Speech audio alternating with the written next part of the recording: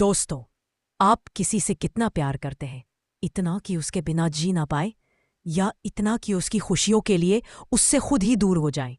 आज मैं आपको एक ऐसी मोहब्बत की कहानी सुनाने वाली हूं जिसमें लड़का लड़की की जिंदगी से दूर चला गया, लेकिन वजह धोखा नहीं थी, बल्कि एक ऐसी सच्चाई थी जिसने उसका पूरा जीवन छीन लिया। और जिस दिन लड़की ने उसका आखिरी खत पढ़ा, उस दिन उसकी दुनिया सच में बिखर गई। ये कहानी है सच्चे प्यार की, त्याग की और उस दर्द की जिसे सुनकर आपकी आंखें भर आएंगी। हमारा साथ देने के लिए हमारे चैनल को सब्सक्राइब जरूर कर ले। चलिए दोस्तों, कहानी को शुरू करते हैं। दोस्तों, ये कहानी है सन 2018 की। दिल्ली के एक बड़े कॉलेज में एडमिशन का पहला दिन था। लंबी चौड़ी भीड़, नए चेहरे, नए दोस्त। यही पहली बार राहुल की नजर एक लड़की पर पड़ी। नाम था प्रिया। सफेद सूट, खुले बाल, चमकती आंखें और चेहरे पर एक प्यारी सी मुस्कान। राहुल ने पहली ही नजर में महसूस किया, ये लड़की बहुत अलग है, कुछ खास है। लेकिन राहुल बहुत सीधा साधा था, किसी लड़की से आराम से बात भी नहीं कर पाता था। बात तब हुई जब बारिश तेज हो रही थी और प्रिया की छतरी उड़ गई। राहुल ने अपनी छतरी आगे कर दी और बोला, अगर बुरा ना लगे तो मैं शेयर कर लूं। प्रिया मुस्कुराई और बोली, बुरा क्यों लगेगा? Thank you. उस दिन दोनों एक ही छतरी के नीचे कॉलेज के गेट तक साथ चले। ये उनकी दोस्ती का पहला कदम था। उनकी दोस्ती बढ़ती गई। कैंटीन में साथ चाय पीना, लाइब्रेरी में साथ पढ़ाई, एक दूसरे की छोटी छोटी चीजें शेयर करना। धीरे धीरे राहुल प्रिया की मुस्कान में ही जीने लगा। लेकिन राहुल आज भी अपने दिल की बात बताने से डरता था। हर रात वो डायरी में लिखता, आज भी नहीं कह पाया, डर लगता है कहीं खो ना दूं उसे। कई महीनों से राहुल बीमार था। राहुल को कई दिनों से चक्कर आते थे, कमजोरी रहती, कभी कभी हाथ भी कांप जाता। प्रिया पूछती, राहुल तुम ठीक तो हो? राहुल झूठ बोलता, हाँ बस नींद कम हो रही है। लेकिन सच्चाई ये थी कि राहुल खुद भी नहीं जानता था कि उसके शरीर में क्या हो रहा है। आखिर एक दिन प्रिया ने जबरदस्ती उसे अस्पताल भेजा। राहुल ने अपना चेकअप करवाया। कुछ दिन बाद राहुल की रिपोर्ट आई। रिपोर्ट्स देखकर डॉक्टर का चेहरा बदल गया। डॉक्टर के चेहरे को देखकर राहुल घबरा गया। राहुल डॉक्टर साहब से पूछने लगा, डॉक्टर साहब बोलो, इस रिपोर्ट में क्या है?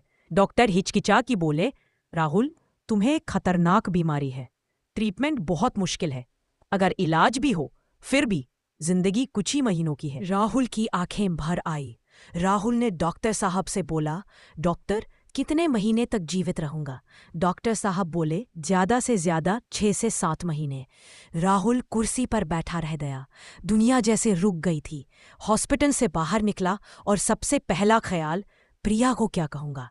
लेकिन फिर अगला ख्याल, अगर उसे बता दूं तो वो रोज रोएगी, दिन रात डर में जिएगी। मैं उसे दुख देकर नहीं जा सकता, बेहतर है मैं उसे दूर हो जाऊं। उस रात राहुल रोता रहा, लेकिन फैसला कर चुका था। प्रिया की खुशी के लिए उसे मुझसे नफरत करनी पड़े, मैं मंजूर हूं। अगले ही दिन से राहुल धीरे धीरे दूर होने लगा। मैसेज सीन ना करना, कॉल काट देना, बात कम कर देना। प्रिया रोज पूछती, राहुल कुछ गलत हुआ है? कोई और है तुम्हारी जिंदगी में?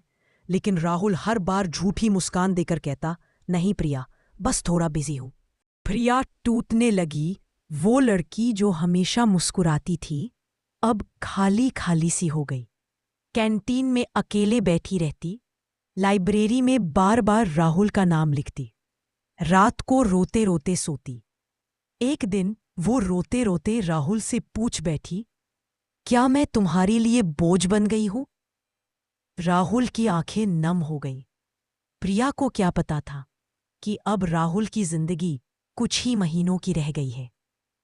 राहुल ने जवाब दिया, हाँ प्रिया, मुझे अकेला छोड़ दो। प्रिया वही टूटकर गिर पड़ी और राहुल कमरे में जाकर फूट फूट कर रोया, मुझे माफ कर दो प्रिया, ये सब तुम्हारी मुस्कान बचाने के लिए कर रहा हूं। प्रिया फिर भी नहीं मानी। दूरी के बावजूद प्रिया रोज वही मैसेज भेजती, राहुल खाना खाया? आज डॉक्टर के पास जाना चाहिए। मैं तुम्हें जानती हूं, कुछ तो बात है।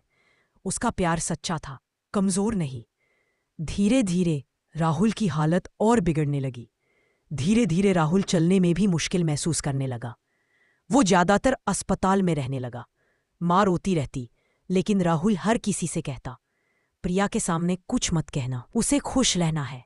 राहुल जान चुका था अब बस कुछ ही दिन बाकी है। उसने डायरी में लिखा, प्रिया, काश मैं तुम्हें गले लगाकर एक बार कह पाता कि मैं तुमसे मोहब्बत करता हूं, पर डर है मेरी बीमारी सुनकर तुम टूट जाओगी। इसलिए मैं तुम्हारे लिए बुरा इंसान बन गया ताकि तुम आगे बढ़ सको। उसने डायरी के आखिरी पन्ने पर एक लंबा खत लिखा, प्रिया के लिए, अगर वो कभी मुझे ढूंढने आए तो उसे यह खत दे देना।